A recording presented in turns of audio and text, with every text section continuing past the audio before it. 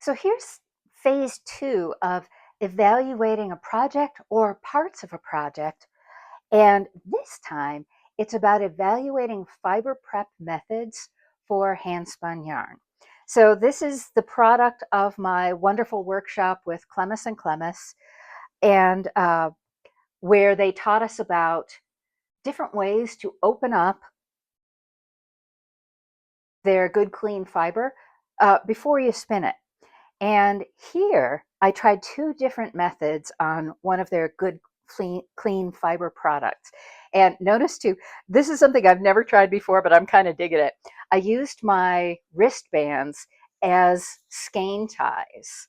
So, and then I made longer notes about what I did so that I wouldn't forget, because honestly, I seem to forget a lot these days. So each of these skeins has one of these shipping tags attached to it that has bigger notes. And in fact, this is going to be inadequate. I need to add further notes. So let's look first at what I did with each of these sets of locks before I spun the yarn. This skein, mini skein, is a semi-worsted prep, which is to say, I ran everything through the drum carder, but before I put everything in the and automatically by definition, when you drum card yarn, you are talking about a semi-worsted prep. You cannot produce a full, perfect, pure worsted prep unless you comb. And if you are really, really serious about super worsted purity, you actually pay attention to which end of the lock goes on the combs before you start combing. So back when guilds were enforcing standards, woolen spun, sorry, worsted spun yarns. It's awful that all these fiber arts terms start with the letter W. I get them mixed up all the time when I say them, even though I know what I mean.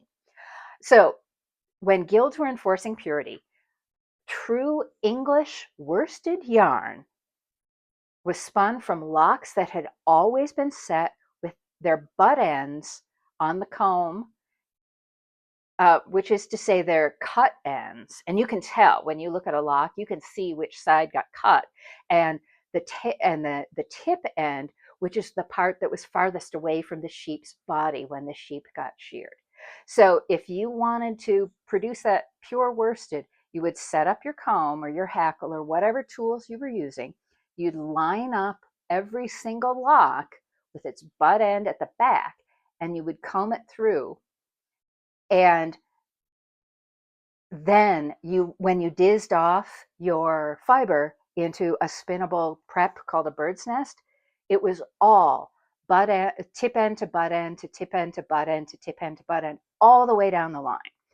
When I comb, which is not very often these days, I usually don't worry so much about tip versus butt end. I just kind of mix them up, because to me, that's not the important part. To me, what's important about combing is that the fibers are going to be perfectly aligned, and I mean perfectly aligned.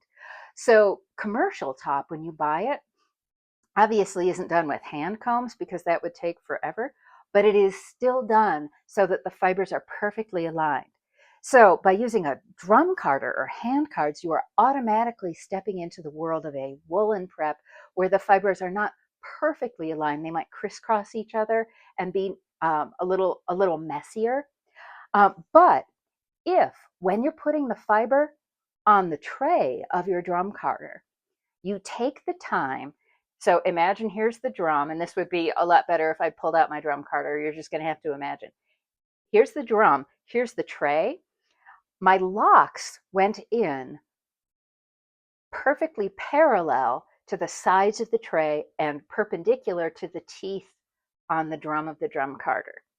And before I fed these locks in, I used what is called a lock pop, which is a Clemis and Clemis invention that has come to be one of my favorite new fiber tools, because it's fast, it's easy, you can get a lot done really quickly, you don't wrench your shoulder, and it just opens everything up. So this is some fiber that I just got from their Bliss subscription, their quarterly sampler of fibers. And it's sitting on a gray towel because you can't see it against my white countertop. Uh, this I lock popped last evening, and unfortunately I lock popped everything in the bag because I was having so much fun and I couldn't wait to see how it turned out. And I didn't preserve any of the locks, but this one's not as aggressively lock popped. And I've just been spinning this batch of fiber straight from these little floofs. But you can see if you look really, really closely that you can still see some of the crimp. When these locks came out of the bag, they looked like those crinkle cut French fries because the crimp was so big and so beautiful. And I'm the kind of person that looks at that crimp and first goes, make me hungry, why don't you? And then goes, wow, that crimp. Uh, but all you do on a lock pop is you grab it by the cut end, and you can actually see, you can still see from the fiber, you can see that this was cut. This is the butt end. Uh, and then you place the tip end on the lock pop and you just push it down. It's kind of like brushing your hair, that you don't want to do the whole lock in one go. You start with the tip end because this is the part that has been out in the weather. This is the part that's likely to be matted, to have weaker ends, etc. And you just pop it and then you turn it over and you do this end. So when I was spinning this stuff last night, I was just spinning straight from this prep and having a blast doing it. It was just so cool. Okay, so first I lock popped a handful of this California Variegated Mutant and Rambouillet and Finn Cross from, I think, the previous quarter's sampler. And then I laid each popped lock very carefully into the feeder in tray of my drum carder. And when I spun it, because it was a bat, it was a woolen type of draft, or it was more woolen than not. And I am really pleased with the airiness of this yarn. I almost never spin a pure worsted yarn anymore because it's really dense and really heavy. I once spun a vast amount of mohair and knitted a coat out of it, and I swear that coat weighed 5 pounds, even though it was only 2 pounds of yarn, of fiber, because the yarn was just so dense and so heavy. So what I've mostly been doing lately, and this is the other part of the reason I haven't been combing as much, is I love making a semi-worsted prep and then spinning it. Or if it's commercial top, I will spin from the fold or do a woolen kind of draft.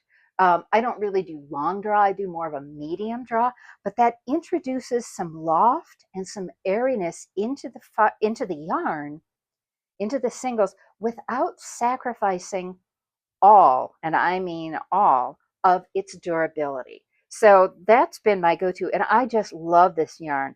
I feel that this is pretty consistent for me. I'm not the world's most consistent spinner, because if I really want consistency, I'm just going to buy commercial yarn. But I love the airiness and lightness.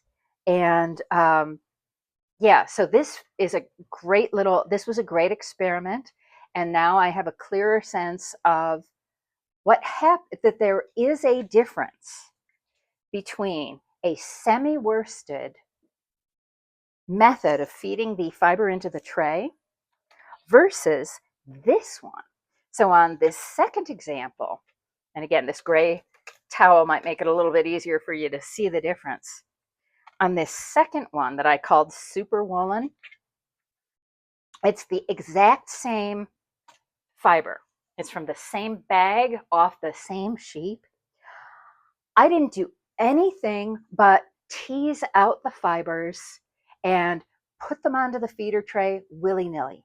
Any direction they were already in, that was the direction that they went when they went around the drum of the drum carder. So that's what I mean by super woolen. I did nothing, and I mean nothing, So this bat is super crisscrossed. And then I did a woolen draft when I started spinning. And this yarn is even bouncier and even airier. This one's got a little bit of drape to it and doesn't boing as much as this one. This one's still got a lot of spring in it because of the way I prepped and then the way I spun. But and this yarn will be more insulating, but it will not have the sturdiness, the durability of a yarn that lives more on the worsted end of the spectrum. So it used to be, and in fact when I first started spinning, I think this was just starting to change. It used to be that hand spinners would talk about, here's worsted and here's woolen, and never the twain shall meet. But since that time in the 90s, maybe even earlier than that, I'm not sure. But since then, spinners have recognized that, in fact, because very few spinners are really going to take the time to do a pure worsted, and that pure woolen has a limited set of uses. You don't want to, for instance, if you make socks out of woolen spun yarn, they're not going to last very long. They're not going to last for many wearings because the abrasion of your feet in shoes is just going to wear the yarn out. So stuff like this is great for a hat, a cowl, but not something that's going to get a lot of wear. Whereas this prep would be better suited for gloves or a sweater or something that is going to get a lot of wear. So what I've learned from this experiment, again, this is my evaluation, is yes, it makes a huge difference what direction those locks are in when they go into the drum carder. You can get close or closer to a worsted prep by taking the time to lock pop each lock at a time and then feeding it into the carder in an organized fashion. Both these yarns are beautiful. I love both of them, but they're made in different ways for different purposes. And that's really the big takeaway here.